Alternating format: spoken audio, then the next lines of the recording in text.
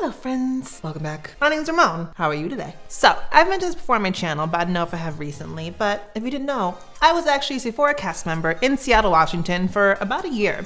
And when you work at Sephora and you are a color artist like I was, or your skincare advisor, there's a specific relationship you form with brands as a result of working with specific clients in those brands, dealing with those brand superfans, getting training from brand reps, and applying those products on clients while you're doing makeovers. As a result of that, you form very strong opinions on specific brands you love or specific brands you never want to touch again. As a result of that, we're gonna be doing the top 5 most overrated and underrated products, in my opinion, as a former Sephora cast member, but with a twist. This video is actually in collaboration with a very good friend of mine, Miss Sarah Palmyra, which I will tag down in the description box as well as put here on the screen. But if you don't know Sarah, massive TikTok star, as well as a fellow YouTuber and big on Instagram. So make sure you go check her out. Again, that'll be down in the description box. But before we get into the video, I'm gonna ask you that subscribe button and notification bell so that you know when I post more skincare, sunscreen, and fancy related content on my channel.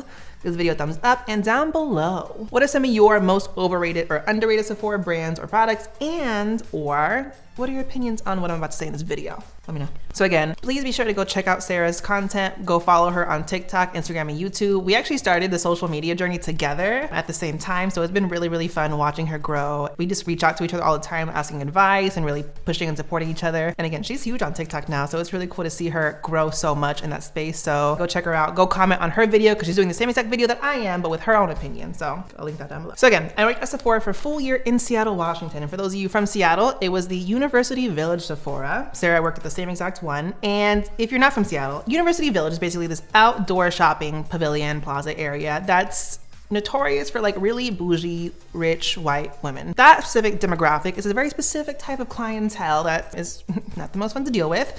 But because of them and their opinions on specific brands and products and whatnot, you personally form a very strong opinion on working with them as a makeup artist or a skincare advisor, or the brands that they love, because they are some super fans for these brands. So let's get into the video talking about who I think are really overrated at Sephora and who I think need a lot more appreciation at Sephora. First and foremost, most overrated, Too Faced Better Than Sex mascara. Hate her. I don't use mascara. My eyelashes go straight down, so they like interlock with each other. So when I have mascara on them, it's not a cute deal. They don't curl. You know, this mascara is called Better Than Sex, and it's one of the most top selling mascaras, and women would just walk in and be like, I think my Too Faced Better Than Sex and I'm good to go. But using that on clients, whether with the actual wands from the mascara or the tester wands, that mascara don't do shit. It don't hold, it doesn't volumize or lengthen lashes. It's not the best. If anything, it just looks really clumpy and it doesn't really look cute. And you have a lot better mascaras from other brands I think need a lot more hype, and they're a little bit more expensive than Better Than Sex, but Better Than Sex is not, it don't cut it. I hate it and it doesn't look good. If you love it, please explain to me why, because it just doesn't do anything to me. Number 2 most overrated brand and item. Tarte's eyeshadow palettes. I don't care if it's Tartelette in Bloom, Tarte in Space, Tarte in Heat. They're chalky. The color palettes are very, very plain and dismal. They're very limited. They're meant for a very specific range of skin tones. They don't have a lot of vibrancy and richness and pigmentation to them. I know like towards the end of me being there and after I left, there was a little bit more spice. But in reality, Tarte shadows are very approachable and very safe, but they don't do a lot. They're very generally just neutrals with a little bit of pop of blue or purple. They're also really tacky. I hate the limited collections that they do for like their shadows and whatnot, where they like just put them in really tacky casing. It doesn't do anything for me. No. Next most overrated, and this is in large part due to the type of clientele that I dealt with at this specific Sephora, but Bare Minerals complexion. What's the point? You know, the big seller and like a big thing, when I was a kid, I remember the Bare Minerals commercials. They had like the mineral foundation where it was like swirl, tap, buff. You get nothing out of it. And people were always like, it's so much safer, it's mineral based. And I'm like, you don't know how makeup's made. You don't know how like foundations work or whatnot. Like it's a very safe bet, but at that point, it's like, what's the point of wearing that? And granted, they came out with like the Bare Pro foundation like much later. Actually, when I was at Sephora is when they launched that. And I used that and people were like, oh, it's a dupe for Fenty. It's not. It's really not. I remember when I first met my boyfriend, we were talking about makeup because I figured out he wore makeup. He was like, yeah, no, I really like the Bare Pro foundation. And I was like, but do you? But do you? And then I got him hooked on like actually good foundation. He was like, yeah, you're right. It wasn't good. Bare Minerals does come in clutch with some other products. Their blushes are kind of cute and that's about it. But Bare Minerals blushes, it's what's the point? It's very much for that woman who's like very, I want natural look and I will spend the money for that to look natural, but there's much better products that are more affordable that give you better result. Doesn't make sense to me. Next product that's way too overrated, and I am actually guilty of, this is one of my intro products to get into makeup. That is the Laura Mercier Tinted Moisturizer. I hate it. looking back, I'm like, what? I don't remember who got me hooked on that. And I went through like several tubes of that, but I hate it. The formulas are just bad. The colorings are so bad. Those oxidize. And that was the first instance I had to really learn what oxidation meant. And I just remember being in LA with a friend of mine and I was like, does this match? And she was like, yeah. And now looking back, I was like, that shit did not match. That shit was orange. Because I look at pictures from that same time frame and I'm like, damn, she did me dirty. They oxidize. The formulas aren't that good to me. The color range is abysmal. Horrible. You have like the regular kind, you have the oil-free kind for acne prone skin, which is what I use, but to me it didn't do a lot. And I'm like, at that point, just wear a foundation. There's not enough in this tinted moisturizer BB cream to really warrant it being that category. It's really just a really hydrating medium coverage foundation in my opinion. So it's kind of this whole marketing thing, but like Laura Mercier, I got you twisted with that product. And they have pretty good complexion products. I just no. And the last most overrated product at Sephora, in my opinion, based off what I worked with and whatnot, was Benefit Hoola bronzers. Benefit like complexion powders for the most part, but I'll focus on bronzers right now. They recycle that Hoola bronzer like no one's business. And I mean, we all see like the like weird like holiday sets and whatnot, where it's like the Hoola bronzer with the same like dandelion blush or California sun blush or whatever it's called over and over and over again. But it's meant for such a specific range of skin tones where when I'm tan, I can't use that bronzer. It's a setting powder for me. If you're too fair, it's too orange. And if you're darker than me, good luck. And it wasn't until like I think right after I left Sephora that they actually launched an expanded range for it. But at that point, like what's the point? At that point you had brands like Becca that were just doing a lot better. I think you also had NARS as well. And then now you have Fenty. You have a lot of other brands that really like push forward to like launch more colors, more undertones. But Hoola bronzer just doesn't do a lot. It's chalky. It doesn't I use it on a lot of clients, and after a while I just had to stop because it just wasn't cutting it for me. Now I'll talk about my most underrated makeup products at Sephora. These are the products I brought into every makeover and I pushed them because I was like, these are so good and they don't get the hype and the love and the recognition they deserve. And first and foremost, Fenty Matchsticks. You know I rep Fenty so hard. When I worked at Sephora, I was the Fenty brand rep for my store. I stood in the aisle at all times. That's all I pushed because that's all I could really use. But Fenty Matchsticks can do anything and everything for anyone. You can conceal, color correct, contour, bronze, highlight, blush, all of that, all with one line of products. They're fairly affordable. They're really versatile. I mean, I got a collection of them, let's be honest. They were just really useful, and the versatility of them was what really like awed clients, and they were like, oh, what the heck are these? These are amazing.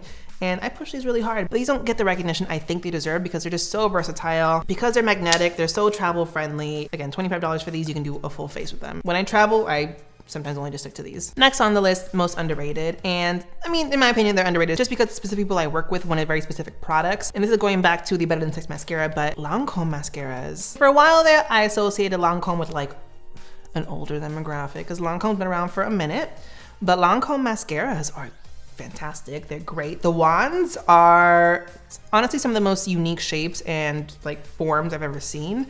But the way they really like define the lashes, spread them out, give you volume, give you length, and they do a lot to really create drama in the lash at a higher price point, yes, but they're just really, really good. And I had one client she's the reason why I really saw like the benefit of Lancome mascaras was she layers up mascaras, which I didn't up to that point realize was a thing, but she used like 3 Lancome mascaras and her eyelashes went from like a 3 to like a 12. I don't think they get the hype they deserve. And so once I started incorporating those more into my makeovers, clients were like, oh, like what is this? Lancome? But if you're looking for new mascara, check out Lancome. Third on the list, most underrated, Cover FX complexion overall. Cover FX is a brand that I have loved for a long time. And here's the deal. I love Fenty. I rep Fenty hard. I stand by Fenty. But what I will say is Fenty is not the first to really incorporate a really diverse, wide shade range. They were just the best ones to market it. Real talk, you had Lancome and Cover FX really at the forefront of that. Cover FX I just love specifically because it's really easy to understand. You have neutral, you have gold, you have cool or pink, I forget which I have classified it as. And with each of those, you had like 00 up to like 120. It went really fair, it went really dark, and you had a wide range of undertones. And I don't know exactly how many shades, but you had a bunch of shades. Not only that, but the shade numbers match across the entire brand. So whether you're in the cream foundation, powder foundation, mattifying foundation, the luminizing foundation, I would personally, I think G40 plus, G50 plus. And you just had so much versatility in that line to what to do. On top of that, great primers, great setting sprays, great powders. And I think now Cover FX getting pulled out of Sephora because I don't see it as much whenever I go, but they had really great products. They were a really great brand to introduce to clients during makeovers because it was so easy to understand how to use it and how to understand it. And then on a similar note, next most underrated is Makeup Forever primers and color correctors. That was, I think, the first time getting education from that brand that I really understood the importance and the significance of having primers that were just more than prepping your face for foundation. Makeup Forever's primers are really versatile to me in how they can be used because A, they're a great base for your foundation foundation, yeah. But that was the first time I really saw green, yellow, light orange, dark orange, purple color correctors and understanding what those all did. On top of that, one of Sarah and I's friends, her name is Claire, and Claire has a really nice extensive background in makeup application and special effects makeup and whatnot. She was one of the first ones to really show me how the Makeup Forever color correcting palettes could be utilized to their fullest potential. I had a client come in who had like a black eye, and she was like, I need to cover this. And Claire was like, let me help you. And she took that little palette with like the yellow, the green, the purple, and the orange. And within 2 minutes, that eye was corrected and it was good. And Makeup Forever is one of my all-time favorite complexion brands. They're one of my favorite brands overall, but I feel like overall they're slept on because the overall like ethos of the brand is it's like professional makeup. But if you're looking for a great primer and color corrector, Makeup Forever. And the last of my most underrated makeup at Sephora, Becca blushes.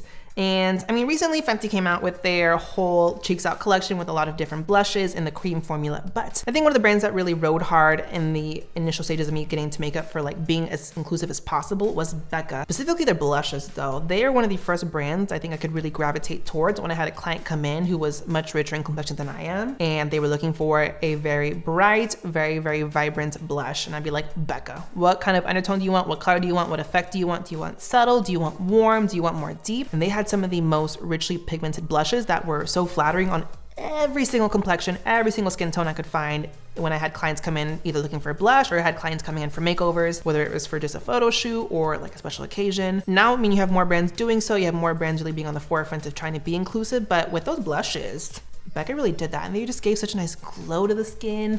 They were pricey.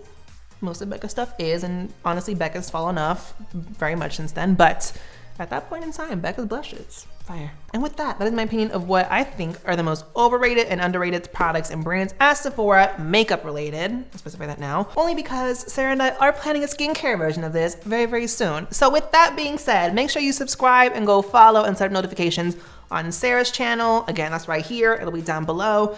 Go follow her on TikTok, please, because she's becoming a TikTok superstar, and follow her on her Instagram as well. And with that, make sure you're also subscribed to my channel and turn on my notifications as well, because top 5 most underrated and overrated skincare products coming soon. Give this video a thumbs up and down below. What are your opinions on what I just said? Because I know there were some hot takes up in there. And what are some of your most overrated or underrated products at Sephora in your opinion? Let me know. Thanks for watching, guys. Bye.